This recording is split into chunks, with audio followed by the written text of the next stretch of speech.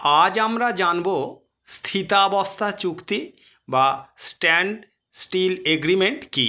অষ্টম অধ্যায়ের 2 নম্বর প্রশ্নমানের প্রশ্ন। স্থিতাবস্থা চুক্তি কি?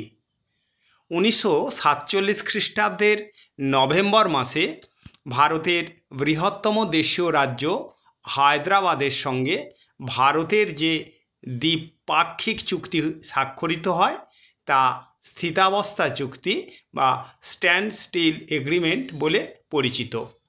এই চুক্তির মাধ্যমে হায়দ্রাবাদের তৎকালীন নিজাম উল মুলুক বা নিজাম ওসমান আলী খান হায়দ্রাবাদকে ভারতের সঙ্গে সংযুক্ত না করে স্বাধীনতা পূর্ববর্তী নবাবী প্রশাসন বজায় রাখতে চেয়েছিলেন।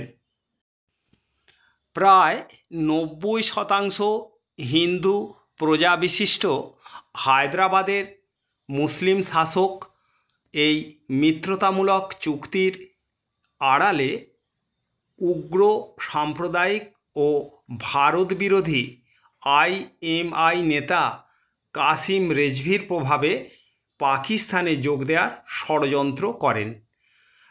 এর পাশাপাশি রাজাকার নামে ঘাতক বাহিনী দ্বারা রাজ্যের বিস্তীর্ণ অঞ্চলে ব্যাপক সন্ত্রাসের রাজত্ব কায়েম করেন।